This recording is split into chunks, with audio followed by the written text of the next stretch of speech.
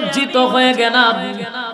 যদি বান্দাটা নজুলের রহমতের সময়, যদি গভীর রজনীতে মানুষ যেই সময় তার স্ত্রী পুত্র লইয়া ঘুমায়া যায়, ডালে ডালে পাখিগুলা ঘুমায়া যায় গো, সেই সময় ঠান্ডা পানি, যেই পানিতে এখন ধরা যায় না, এত ঠান্ডা পানি দিয়া উযু করিয়া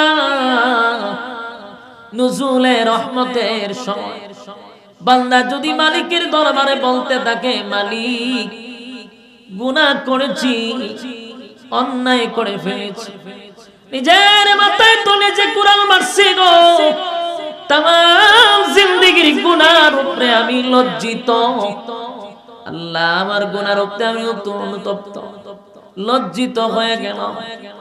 আল্লাহ আমার যেই গুনাহ, এই গুনাহ যদি আমার মা বাবা জানতো, সন্তান বলে স্বীকার করত না, গুনাহ যদি আমার স্ত্রী জানতো, স্বামী বলে স্বীকার করত না, গুনাহ যদি সন্তানরা জানে, আবু বলে ডাক দিবে না, গুনাহ জানলে সমাজের মানুষ আমারে সমাজে তুলবে না, সেই গুনার ব্যাপারে একমাত্র মালিক আপনি জানেন। এরপরেও 3 বেলা আমারে খাওয়ানো খাওয়াইতেছেন, আল্লাহ আপনি আমার ইজ্জত দিতেছেন, সম্মান দিতেছেন, আল্লাহ আমার গুনার ব্যাপারে আপনি মালিক ছাড়া পৃথিবীর কেউ জানে না গো মালিক। এরপর আপনি রহমান নামের গুণে আমারে মায়া করেন, মহব্বত করেন। বান্দা যদি চোখের পানিগুলো ছেড়ে দিয়া কান্দে, আল্লাহ বলেন আমার রহমতের মধ্যে বান্দার চোখের পানি জুস তুলে দেয়। আল্লাহ বলেন ফেরেশতারা, আমার বান্দা কেন কান্দে রে? ফেরেশতারা বলবে আল্লাহ জাহান্নামের ভয়ে আপনার বান্দা কান্দে। আল্লাহ রিপিট জিগায়, আমার বান্দা কি জাহান্নাম দেখছে? না মালিক, জাহান্নাম দেখে না,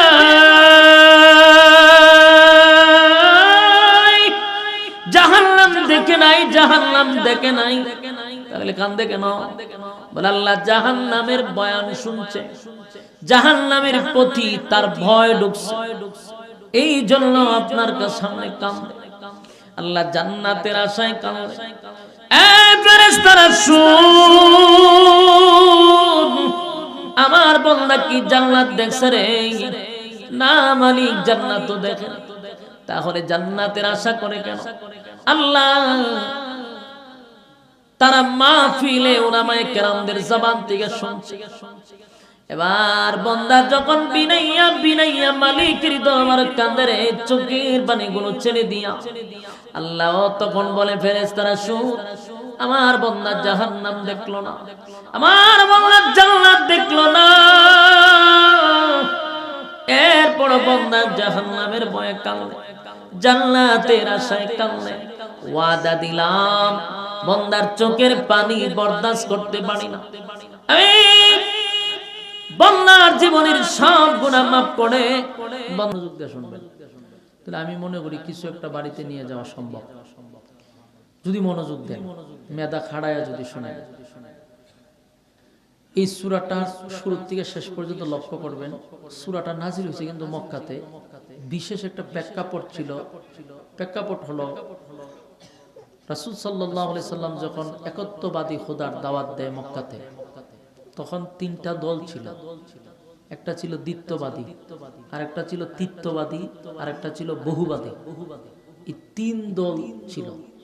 দ্বিত্ববাদীরা 2 খোদায় বিশ্বাস করত, তিত্ববাদীরা 3 খোদায় বিশ্বাস করত, আর বহুবাদীরা বহু খোদায় বিশ্বাস করত। আর রাসূল তখন একত্ববাদী খোদার দাওয়াত দেয়।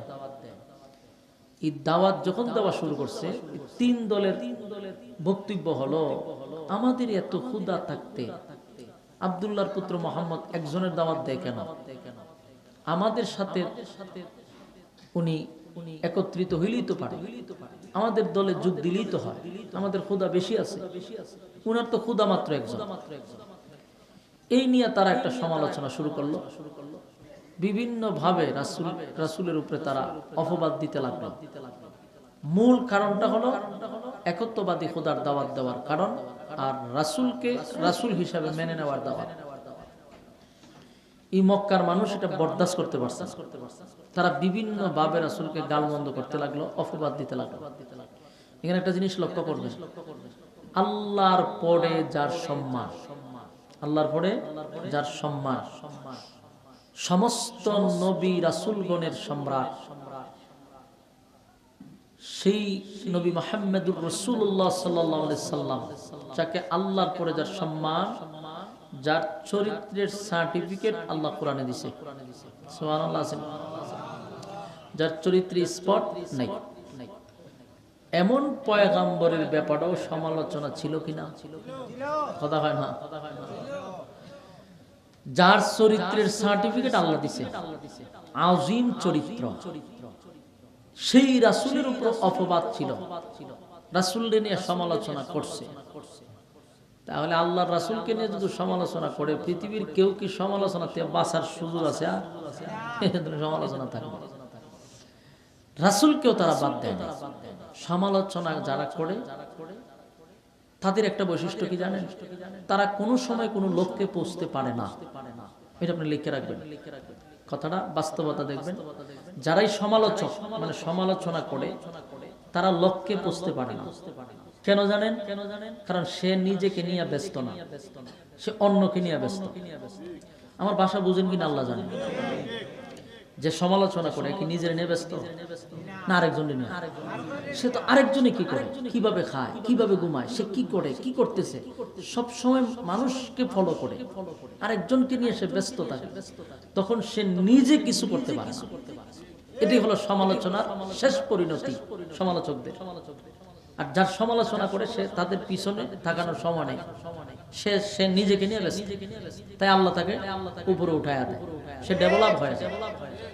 এই জন্য সবসময় এগুলোতে বিরত থাকার চেষ্টা করব। আমি আমাকে নিয়ে ব্যস্ত থাকবো, আমি আমাকে কিভাবে ডেভেলপ করবো এই চিন্তায় থাকবো। তাহলে একটা লক্ষ্যে পৌঁছতে পারবে। মন্তব্য করে গন্তব্য টেকাতে পারে না। আল্লাহ রাসূলকে পারছে? আল্লাহ নিজে যেখানে কইছে وَإِنَّكَ لَعَلَى خُلُقٍ عَظِيمٍ।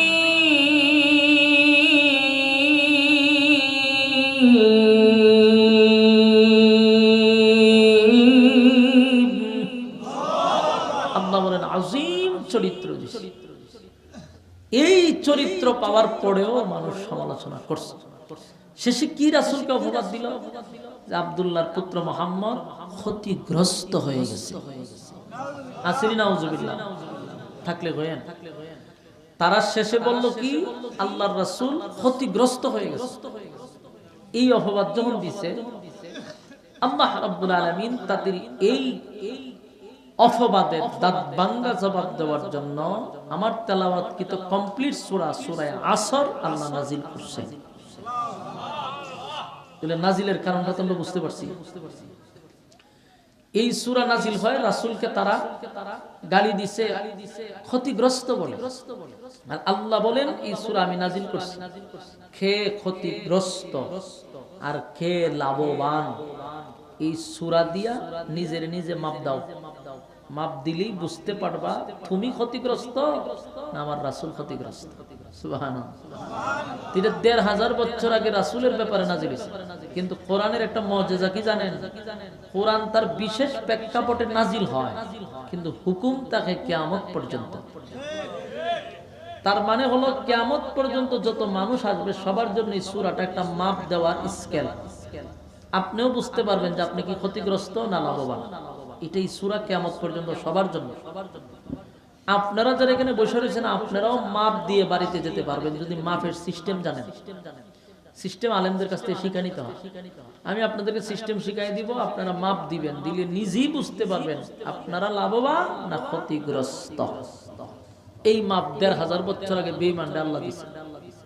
তারা রাসূলকে বলছে উনি ক্ষতিগ্রস্ত, আর আল্লাহ হয়তো দাঁড়া সূরা দিয়া মাপ দেয়। মাপ দিলেই বুঝতে পারবি কে ক্ষতিগ্রস্ত আর কে লাভবান। আমরা আগে মাপটা শিখি, তাহলে আপনারাও ক্লিয়ার হয়ে যাবেন। এখানে যারা বসা আপনারাও বুঝতে পারবেন যে আপনারা কি লাভবান না ক্ষতিগ্রস্ত। এই সূরার ভিতরে একটা লাভ শব্দ আসছে, একটা লস শব্দ আসছে। লাভ এবং লস এই দুইটা শব্দ আমরা বুঝি কখন জানেন? যখন ব্যবসা করি। আমার কথা যদি আপনারা বুঝেন তাহলে হা বলবেন, না বুঝলেন না বলবেন। তবে আপনারা একটু মুখ লড়াইতে হবে। তাহলে আমার কথা বলতে সুবিধা হবে। বলুন লাভ আর লস আমরা কখন বুঝি? হ্যাঁ, ব্যবসার ক্ষেত্রে। ব্যবসার ক্ষেত্রে আমরা লাভ লস বুঝি। দুনিয়াটাও একটা ব্যবসার জায়গা। দুনিয়াটা কিসের জায়গা? ব্যবসার জায়গা। আল্লাহ বলেন দুনিয়াটা বানাইছে একটা মার্কেট, আর আমরাও বানাইছে ব্যবসা করার জন্য। তো ব্যবসা করতে গেলে বলুন তো দেখি সর্বপ্রথম কি লাগে? পুঁজি লাগে। হ্যাঁ, এটা কইতেই হবে। সর্বপ্রথম ব্যবসা করতে লাগে একটা পুঁজি। পুঁজি হলো মানে মূলধন। পুঁজি যদি আমার ঠিক থাকে তাহলে যা আসবে এটার কি হয়? লাভ। যা আসবে লাভ, মানে পুঁজি যদি ঠিক থাকে যা আসবে লাভ, কিন্তু পুঁজিও শেষ, কিছু আইলো না, এটার কি হয়? লস, ক্ষতিগ্রস্ত। আল্লাহ বলেন পৃথিবীর সব মানুষকে পাঠাইছি ব্যবসার জন্য। পৃথিবী বানাইছি মার্কেট, আমাদেরকে বানাইছি ব্যবসার জন্য। তো ব্যবসা করতে যেহেতু সর্বপ্রথম পুঁজি লাগে, আল্লাহ প্রত্যেকটা মানুষকে একটা পুঁজি দিয়া পাঠাইছে। এই পুঁজিটার কসম আল্লাহ সূরার শুরুতে করছে, ওয়াল আসর, সময়ের কসম। তাফসীর কারকরা সময়ের ব্যাখ্যা দিতে গিয়া বলেন যে সময়টা কোন সময় জানো? সময়টা হলো তোমার হায়াতের সময়। কোন সময়? তাহলে মানুষ ব্যবসা করতে আসছে দুনিয়া, আল্লাহ পুঁজি দিছে। পুঁজিটার নাম কি? হায়াত। পুঁজির নাম কি? হায়াত হলো আমাদের পুঁজি। এখন ব্যবসা করব পুঁজি দিয়া, এটা হলো আমাদের হায়াত। হায়াত দিয়া ব্যবসা করব। তাহলে মুনাফা কি? নেক আমল। বলেন মুনাফা কি? নেক আমল হলো আমাদের মুনাফা। পুঁজি হলো হায়াত, আর লাভ হইলো নেক আমল। এই জায়গাটা একটু মনোযোগ দিয়ে শুনেন, সামনের আলোচনা একবারে পানির মতো সহজ হবে। ভূমিকাটা মনোযোগ দিয়ে শুনেন। তাহলে আমরা পুঁজি পাইলাম হায়াত, লাভ যেটা অংশ আমরা বুঝতেছি এটা মুনাফা, নেক আমল। আচ্ছা, এখন আপনাদের কাছে আমি একটা মাফের সিস্টেম শিখাই। মানুষ এই পৃথিবীতে কত বছর বাঁচে? এখন সর্বোচ্চ যদি গড় মিলান, গড় 60 বছর, ঠিক না? উম্মতি মুহাম্মদী আমরা 60, 70, 75 এর উপরে না, আল্লাহ রাসূল বলে গেছে। তাহলে গড়ে আমরা যদি 60 বছর ধরি, মনে করেন আমরা 60 বছর বাঁচব, তাহলে এখানে যাদের বয়স 30, আমাদের বয়স যাদের 30 আছে এখন বর্তমানে, তাহলে আমরা আর বাঁচবো কয় বছর? 30 বছর। মানে 60 যদি আমরা হায়াত পাই, 30 তো শেষ, আর থাকবো কয় বছর? 30 বছর। এখন এই 30 বছরতে আমার জীবন থেকে চলে গেল, এটা গেল পুঁজি। 30 বছর কি গেছে? পুঁজি গেছে। বলুন 30 বছর কি গেছে? পুঁজি গেছে। তাহলে 30 বছর যে পুঁজি চলে গেল, এখন হিসাব মিলা 30 বছরের পুঁজি দিয়ে আপনি নেক আমল মানে মুনাফা কতটুকু জমাইছেন? আপনি কি ব্যবসায় আসলেই লাভবান না ক্ষতিগ্রস্ত? এটা কিন্তু তালে তালে কই না, আপনি দিল থেকে বলেন তো যে আমার 30 বছর যে পুঁজি গেল, আমি 30 বছরে মুনাফা কি পরিমাণ অর্জন করলাম? আমার দিলে, আমার মনে কি বলে? আমি কি আসলেই সফল ব্যবসায়ী না ক্ষতিগ্রস্ত? ক্ষতিগ্রস্ত। একটা মানুষও এই কথা বলতে পারবে না যে আমি দুনিয়ার ব্যবসায় লাভবান, জীবন পুঁজির ব্যবসায় লাভবান। এই কথা কি কারো বলার সাহস আছে? কারণ যেই হিসাব মিলাইবে দেখবে যে না, পুঁজি শেষ, মুনাফা কম। বলুন পুঁজি শেষ, মুনাফা। যত বড় আল্লাহর ওলি হোক, যত বড় বুজুর্গই হোক, দিন শেষে হিসাব মিলাই দেয় ক্ষতিগ্রস্ত। কথা হয় না? ক্ষতিগ্রস্ত। এই যে আমরা এখন মাপ দিয়া বুঝতে পারলাম যার বয়স 40 বাঁচবেন আর 20 বছর, তাহলে আপনি নিজের হিসাব করেন যে আমার 40 গেছে, 80, 20 বছর। 40 বছরের পুঁজি যে গেল, কি পরিমাণ মুনাফা অর্জন করলাম? হিসাব মিলায় দেখা যায় ক্ষতিগ্রস্ত। এইভাবে সবাই মাপ দিতে হবে। এখন আসুন, আমরা যে ক্ষতিগ্রস্ত এটা হিসাব মিলায় বাইর করছি তো? ইয়া আল্লাহ, আপনারা কথা কইতে শুনুন, বাংলাদেশের 64 জেলা আমার ঘুরার কিন্তু বাকি নেই, সব ঘুরে লেছে। কিন্তু বিশেষ কিছু অভিজ্ঞতা হচ্ছে শ্রোতাদের ব্যাপারে। যেমন আমরা ময়মনসিংহ যাই, পাবনা যাই, দিনাজপুর, রাজশাহী, বগুড়া, মাগুরা, এগুলাত গেলে পরে শ্রোতাদের বসা থাকে, আমরা কোন রকম একটা খবর জিয়ারত করি। মানে মুর্দা সামনে থাকলে কি ওয়াজ হয় না, জিয়ারত হয়। আমরা মনে করেন যে শ্রোতারা একটা জিয়ারত করি, কারণ যতই কই হ্যাঁ কম না কম কোনো লাভ হয় না। পাবনার মানুষের কাতকুতানি দিলে 3 দিন পরে হাসি দেয়, আরো মারাত্মক। কিন্তু সিলেট সিলেট কিন্তু শাহজালালের দেশ। তর্জন গর্জন বাংলাদেশে শুরু হয়েছে সিলেট থেকে। আপনার কাছে যদি আমার ময়মনসিংহ আর পাবনার মতো ঠেলাইতে হয়, এর থেকে লজ্জা আসেনি। এজন্য আমরা সিলেটবাসী, আমিও সিলেট বিভাগের মানুষ, ফালায় দেওয়ার কোনো সুযোগ নাই আমার, কারণ আমিও কিন্তু সিলেট বিভাগে। তো সুতরাং সিলেটের একটা ঐতিহ্য আছে, এটা হইল তর্জন গর্জন, আল্লাহু আকবারের ধ্বনি কিন্তু সিলেট থেকে শুরু হয়েছে। আপনারা ওই হেদের মতো অবস্থা কইরেন না যে গুতাইতে গুতাইতে মোনাজাত পর্যন্ত নেওয়ান লাগবে, এমন বাপ ধরেন না। আল্লাহর রাস্তায় একটু হানা কইরেন। সম্মানিত শুধু মনোযোগ দেন। তাহলে আমরা নিজেরা নিজেরা হিসাব মিলাইয়া দেখছি ব্যবসায় লাভ না লস? ক্ষতিগ্রস্ত। এখন আসুন সূরার শুরুতে আল্লাহ কি বলে শুনেন, ওয়াল আসর, সময়ের কসম। সময়ের, এই সূরার শুরুতে আছে একটা কসম, সূরার ভিতর আছে 4টা কর্মসূচি। বলুন কসম কয়টা? আরো জুড়ে সবাই মিলে কর্মসূচি, কসম, কর্মসূচি, কসম। একটা কর্মসূচি 4টা। আল্লাহ কোরআনে বহু জায়গায় কসম করছে, এখানেও কসম করছে। কসমটা করলেন কেন? কসম করছেন আমাদের খাসলতের কারণে, আমরা কথা গুরুত্ব দেই না, এই জন্য আল্লাহ কসম কাইরা বলছেন ওয়াল আসর, সময়ের কসম। কসম করার পরে যেই কথাটা বলছি এটা কত গুরুত্ব, বলুন গুরুত্ব আছে কিনা? কসম করার পরে যে কথাটা বলবে এটা হলো সবচেয়ে গুরুত্বপূর্ণ। তাহলে এখন আসুন আল্লাহ কি বলে, কসম করছে এরপরে বলে ইন্নাল ইনসানা লাফি খুসর। আল্লাহ বলেন নিশ্চয়ই মানুষ ক্ষতিগ্রস্ত।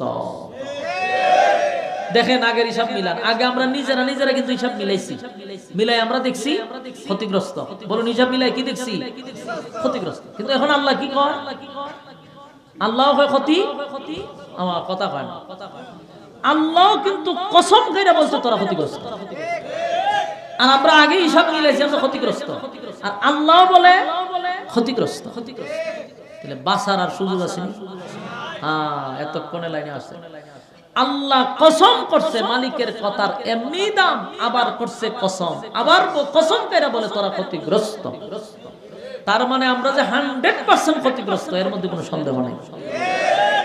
ক্ষতিগ্রস্ত হইলে পরিণামটা কি, এটাকে আর কইয়া দেওয়া লাগবে না? সবার জানা আছে, সবার জানা আছে। ক্ষতিগ্রস্ত মানে আমরা ধ্বংস, জাহান্নাম অনিবার্য, ঠিক কি না?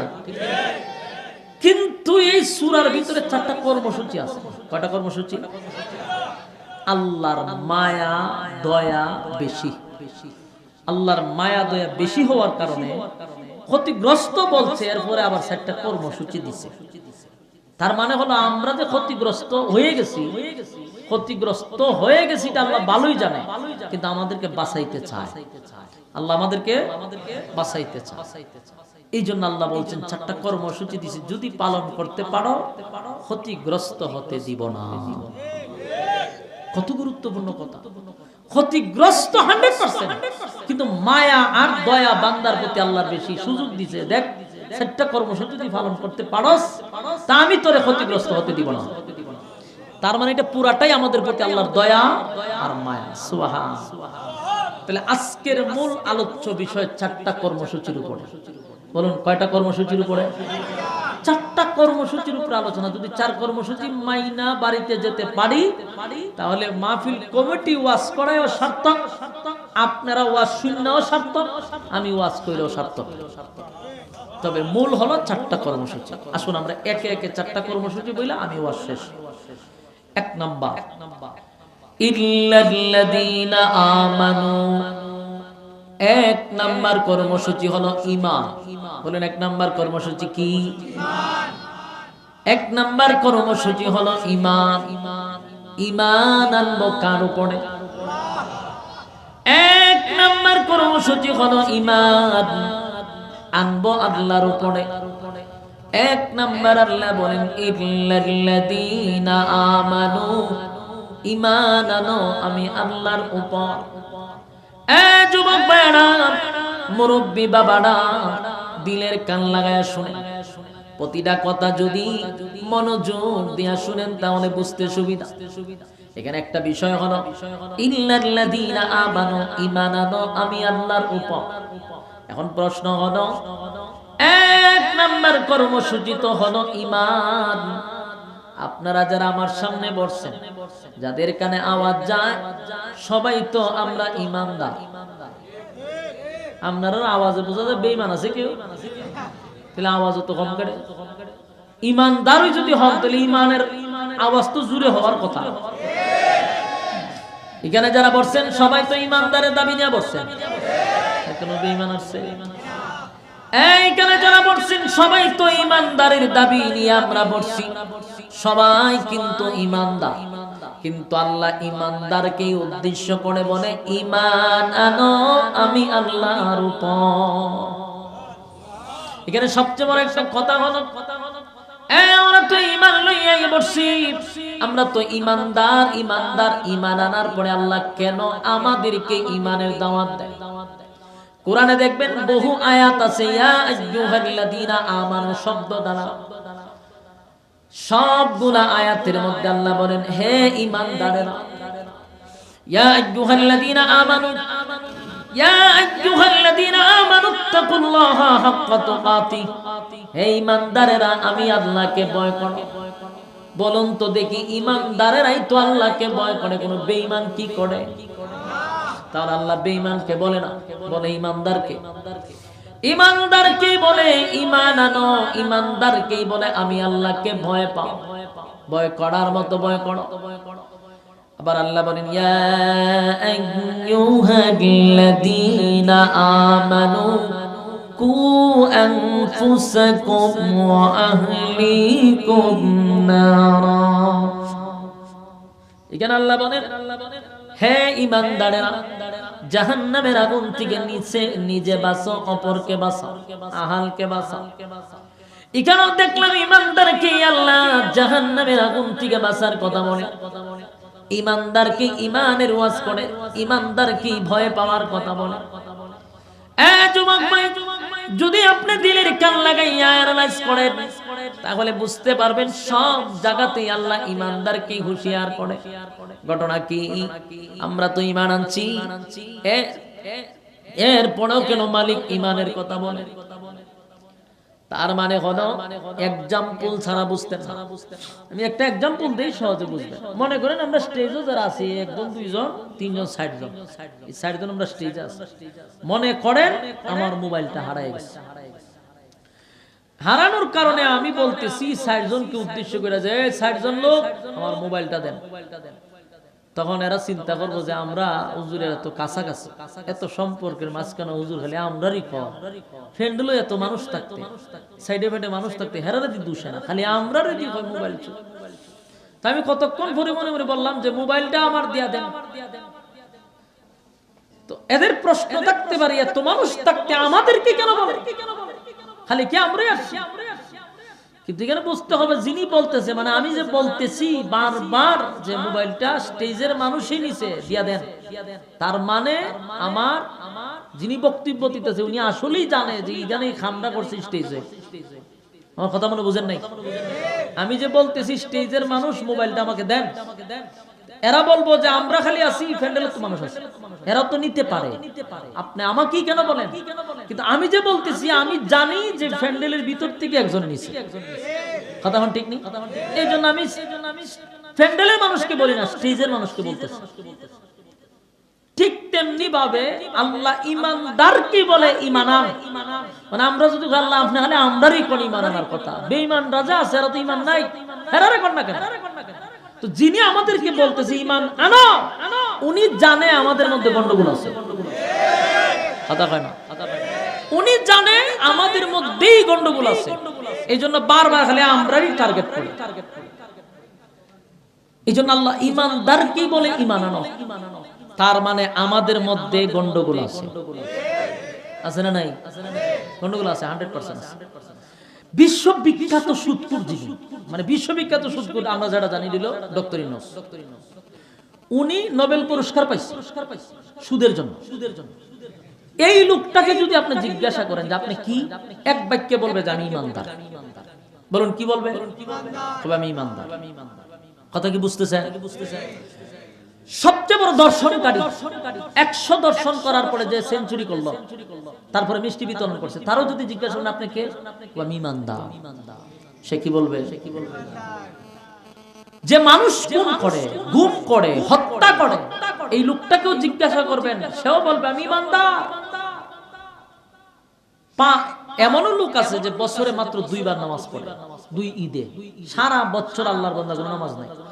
এই লোকটাকে আপনি জিজ্ঞাসা করেন, সেও বলবে আমি কি, ইমানদার। আবার যেই ব্যক্তি 5 ওয়াক্ত নামাজও পড়ে, তাহাজ্জুদও পড়ে, আল্লাহর হুকুম রাসূলের তরিকা মানে, হেরে জিগাবেন হেও করবে ইমানদার।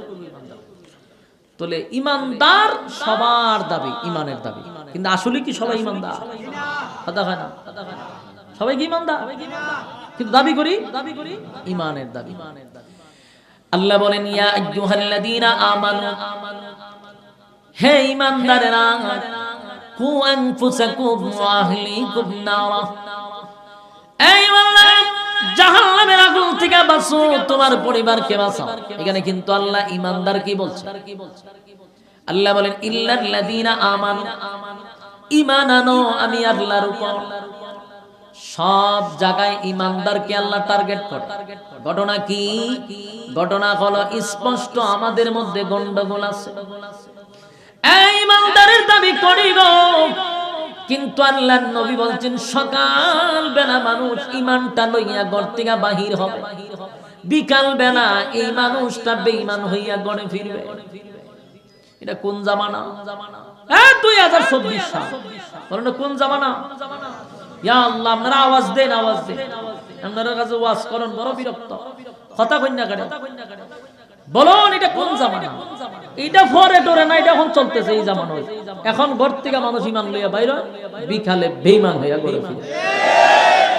খবরুদ্দিনের প্রমাণ দেন, প্রমাণ হইলো বর্তমান ইলেকশনের দিকে তাকাইলে আপনি প্রমাণ পেয়ে যাবেন।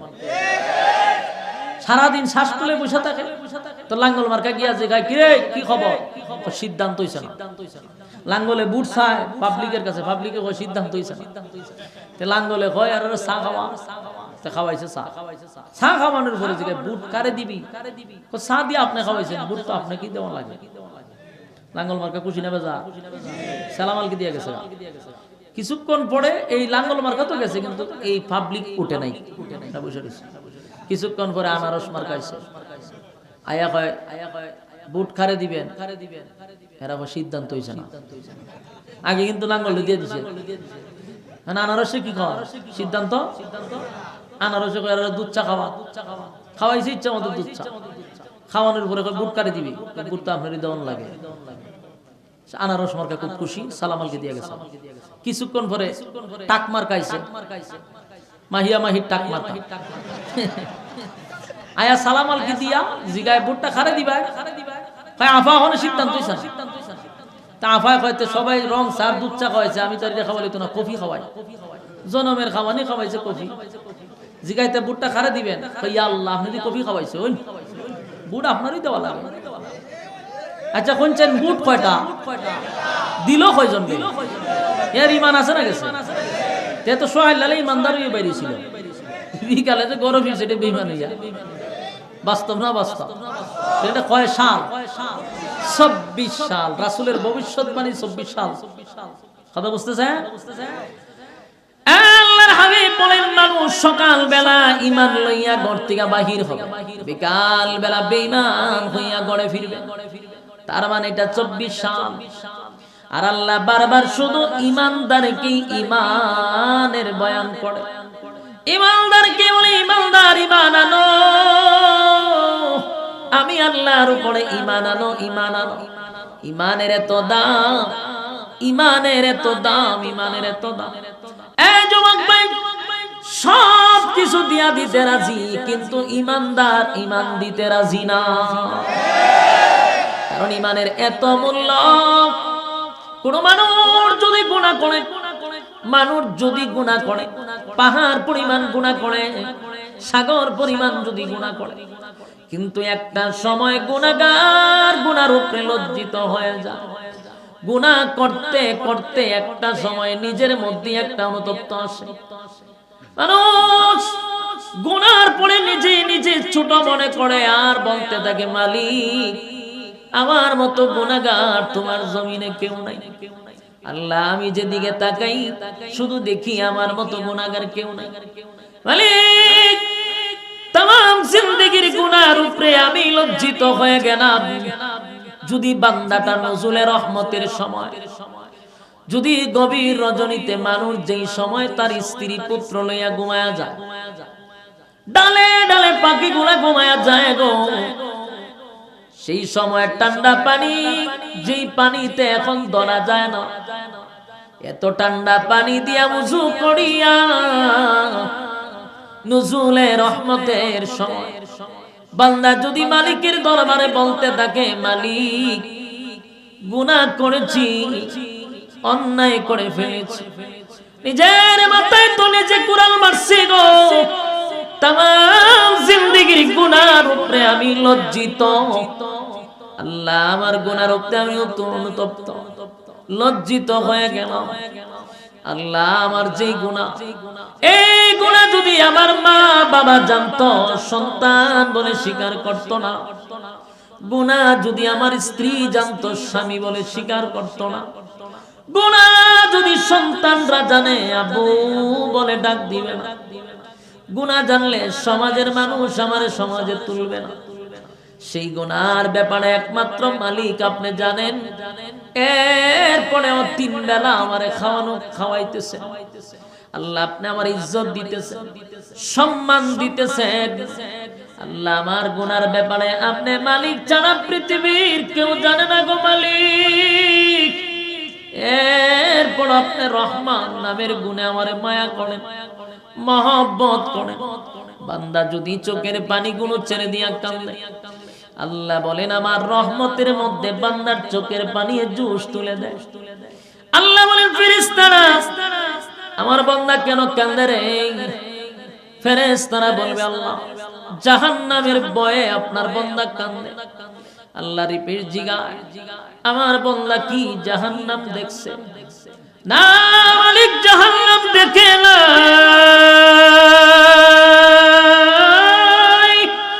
জাহান্নাম দেখে নাই, জাহান্নাম দেখে নাই। তাহলে কান্দে কেন? বলে আল্লাহ জাহান্নামের বয়ান শুনছে, জাহান্নামের প্রতি তার ভয় ঢুকছে, এই জন্য আপনার সামনে কান্দে। আল্লাহ জান্নাতের আশায় কান্দে। এই ফেরেশতারা শুন,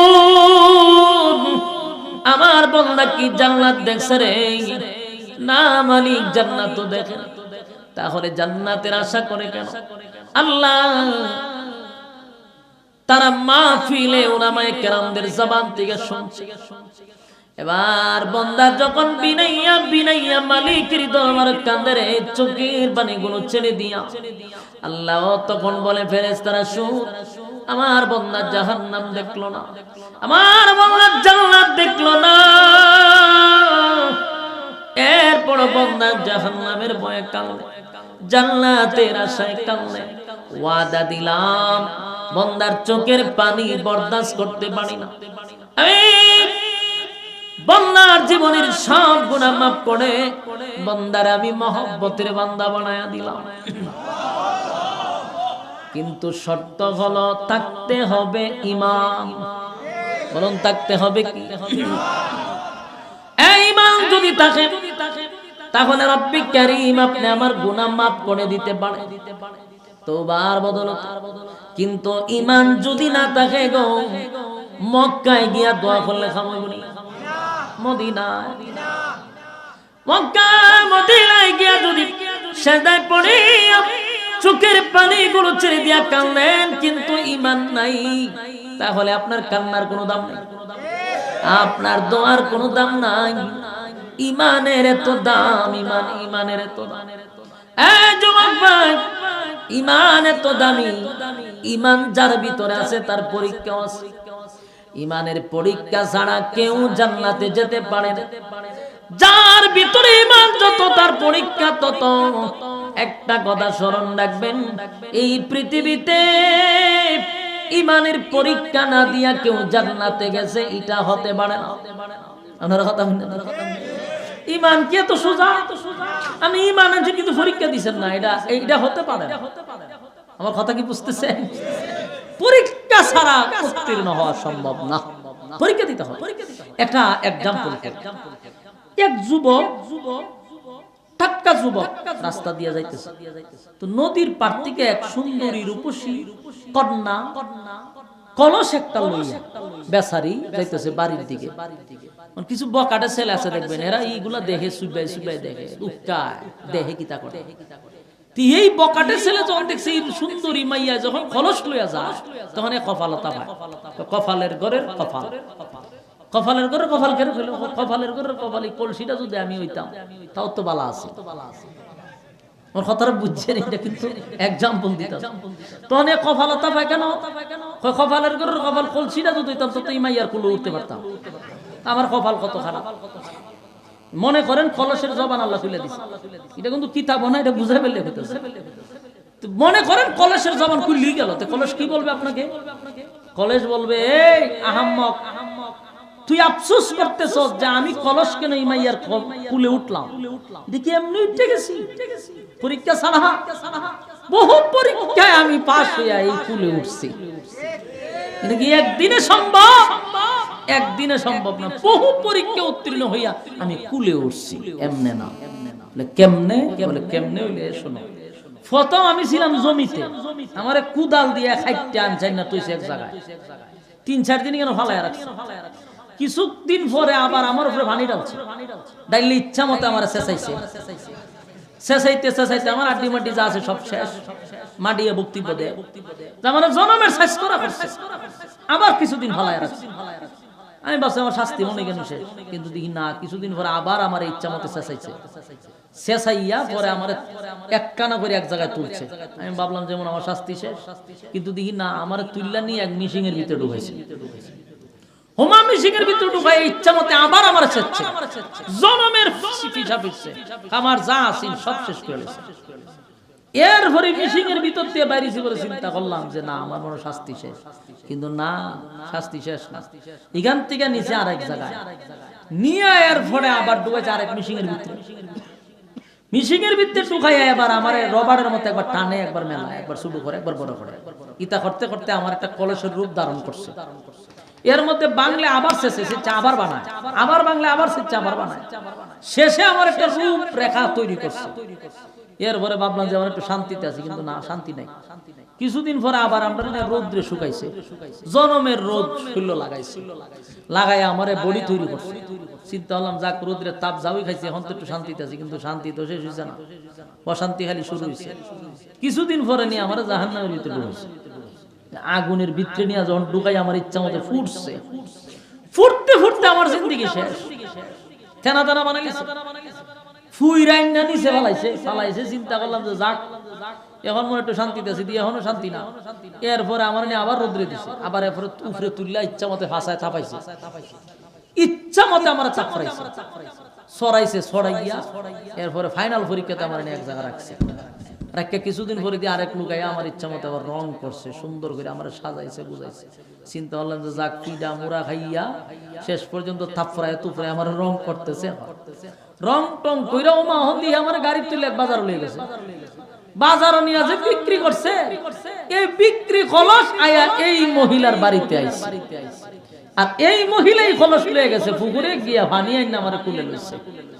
বলুন তো দেখি, কলস কি অত সহজেই মাইয়ার কুলে উঠছে না? বহু পরীক্ষা দিয়ে, কথা হয় না, জীবনে বহু ত্যাগ সহ্য করছে। আপনি আমিও জান্নাতে যাইতে গেলে এমনি এমনি সম্ভব না, বহু পরীক্ষা দিয়া জান্নাতে ঢুকতে হবে। আমরা যদি এমনি মনে করি যে তসবিহ টিপা ফাগরি মাথাত লাগাইয়া আর সুবহানাল্লাহ পইরা 5 ওয়াক্ত নামাজ পড়ে জান্নাতে যাবো, এটাও ভুল। পরীক্ষা আছে, কথা হয় না, কি আছে? যুবক ভাই, যার ভিতরে ঈমান আছে তার পরীক্ষা আছে, পরীক্ষা আছে, পরীক্ষা দিতে হবে। পরীক্ষা ছাড়া কোন মানুষ জান্নাতে যেতে পারবে না। সাহাবীরা পরীক্ষা দিছেন,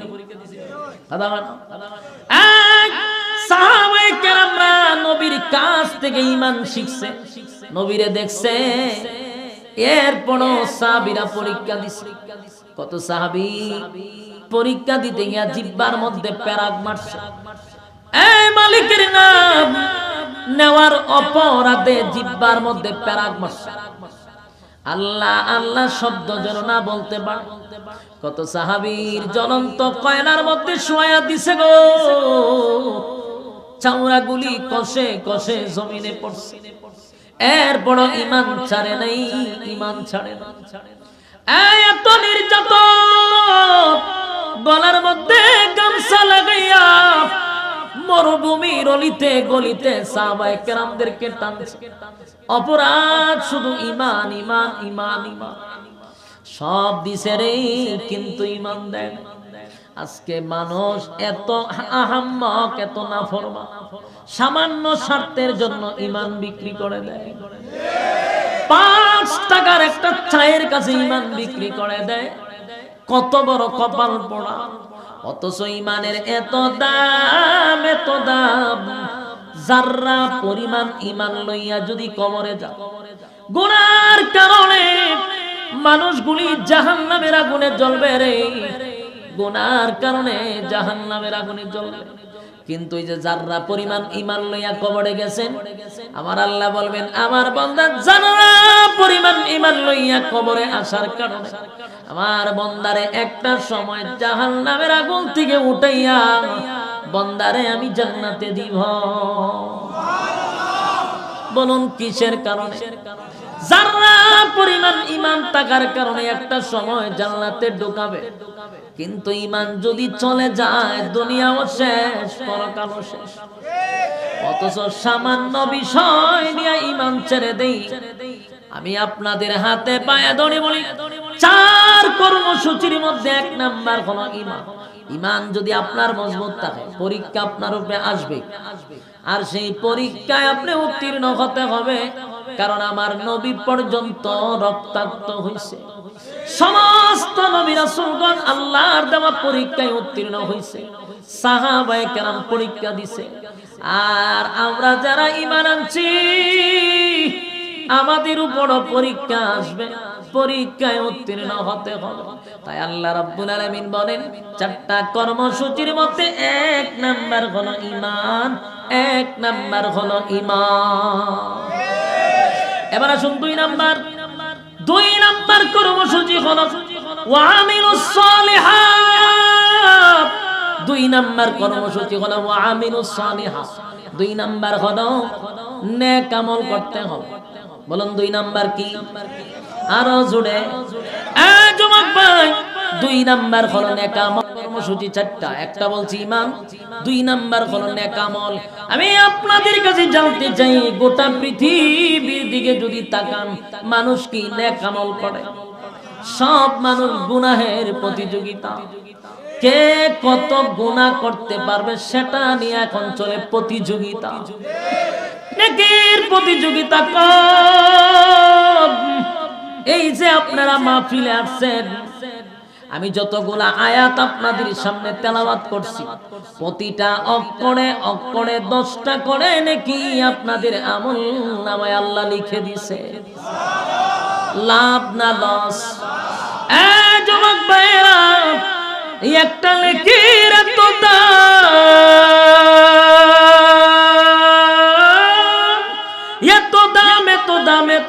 এত দাম, একটা নেকি।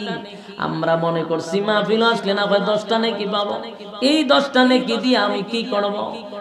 যুবক ভাই, হাসরের মাঠে একটা নেকি তো আপনারা কেউ দিবে না। নেকি ভাইবে কথা হয় না। নেকির বড় দাম।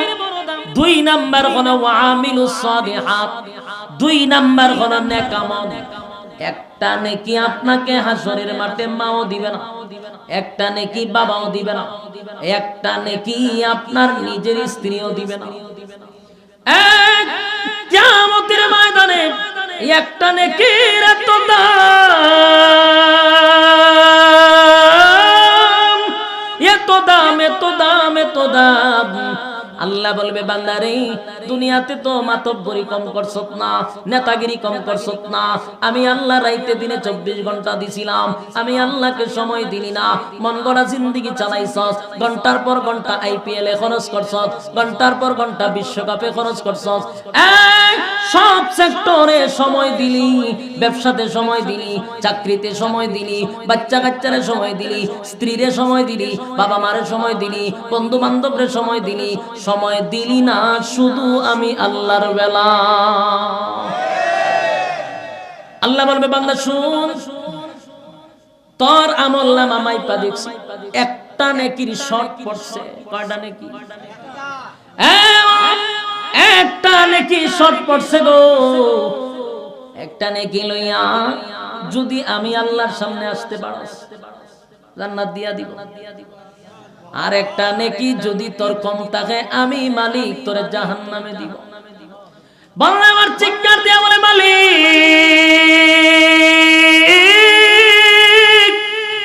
কিয়ামতের ময়দানে আমার বাবা আছে গো, মা আছে, ভাই আছে, বোন আছে, আত্মীয় স্বজন আছে, আমার একটু সুযোগ দেন, আমি একটা নেকি ব্যবস্থা করে আপনার সামনে দাঁড়াবো। আল্লাহ কয় যা দিলাম। বান্দা হাসরের মাঠে ঘুরবে, বন্ধুদের সঙ্গে সাক্ষাৎ হবে যাদের সঙ্গে ফ্রি ফায়ার খেলছিল, বন্ধুদের সঙ্গে সাক্ষাৎ হবে যাদের সঙ্গে কফির আড্ডা করছিল, বন্ধু বান্ধবের সঙ্গে সাক্ষাৎ করবে যাদেরকে নিয়ে ব্লগ বানাইছিল। তাদের কাছে নেকি খুঁজবে, তারা দূর দূর করে তারাইয়া দিবে, একটা নেকি দিয়া সাহায্য করবে না। এবার যাবে আত্মীয় স্বজনের কাছে, যাদের পিছনে সময় নষ্ট করছে, আত্মীয় স্বজন তাকে একটা নেকি দিয়া সাহায্য করবে না। এবার যাবে নিজের আপন রক্তের কাছে, ভাইয়ের কাছে, বোনের কাছে। এই ভাই বোনেরা বলবে একটা নেকি দিয়া সাহায্য করার ক্ষমতা আমাদের হাতে নাই, দিবে না। এবার সবচেয়ে আপন বাবার কাছে যাবে, ডাক দিয়া বলবে বাবা গো, হাসরের মাঠটা ঘুরে ঘুরে দেখলাম কেউ দিল না, তুমি ছোটবেলা নিজে না খাইয়া আমাদেরকে খাওয়াইলা, নিজে ভালো কোনো কাপড় পরিধান করো নাই, আমাদেরকে পড়াইছ, তোমার কষ্টের টাকা দিয়া লেখাপড়া করাইছ, এত কষ্ট করছো বাবা, হাসরের মাঠে একটা নেকির অভাবে তোমার কলিজার টুকরা সন্তান চিরস্থায়ী জাহান্নামী হবে। বাবা একটা নেকি দাও। বাবা বলবে দুনিয়াতে আমি বিয়েই করছি না, সন্তান আইব কই থেকে? যুবক ভাইরা আমার, কিতাবে লেখছে বাবা তার সন্তানকে ভালো করে চিনব, কিন্তু পরিচয় দিবে না। যদি বাবার পরিচয় দেই গো, যদি বাবার পরিচয় দেই, সন্তান তো নেকি চাইবে না, নেকি দিতে পারবো না। সন্তান দৌড়ে আমার কাছে যাবে, বলুন তো দেখি মার থেকে কে আর কেউ আপন আছে? মার কাছে গিয়ে বলবেন মা গো একটা নেকি দেন, কিয়ামতের ময়দানে বড় মুসিবতে পড়ে গেছি গো মা, তুমি না একটা মশার কামড় বরদাস্ত করতে পারো না, আজকে তোমার সন্তান জাহান্নামে যাবে, মা তুমি যদি একটা নেকি দিয়া সাহায্য করো, তোমার সন্তান চিরস্থায়ী জান্নাতে যাবে। মা সন্তানকে দেখে ভালো করে চিনবে, এরপরে বলবে দুনিয়াতে আমার কোনো সন্তান ছিল না। বলুন চিনবে না এই জন্য বলছে না চিনবেই বলছে? একটা নেকি মা সন্তানকে দিবে না, তাহলে আপনাদের কাছে আমার প্রশ্ন, মার থেকে কি মাসির আদর বেশি? মা দিল না, বাবা দিল না, ভাই দিল না, বোন দিল না, ফিরে দিব? কথা হয় না? পৃথিবীর সবচেয়ে আপন মানুষগুলো আপনাকে তাড়ায়া দিবে, দিবে না।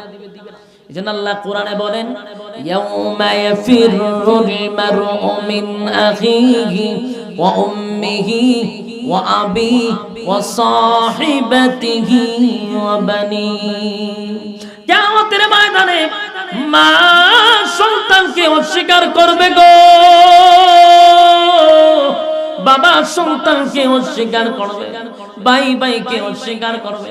স্ত্রী যেই বিবির জন্য, যেই বউয়ের জন্য মা বাবাকে কাঁদাইলেন, বউয়ের খুশির জন্য লন্ডনে লইয়া গেলেন, মা বাবারে করে বলে রাখলেন, বউকে খুশি করার জন্য জীবনের সব কিছু করলেন।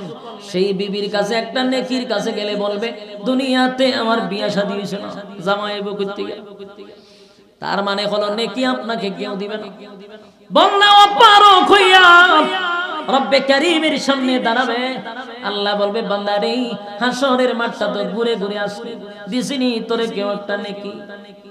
বান্দা চেহারা নিচের দিকে তাকাইয়া বলবে মালিক হাসরের মাঠটা ঘুরলাম, কেউ আমার একটা নেকি দিল না।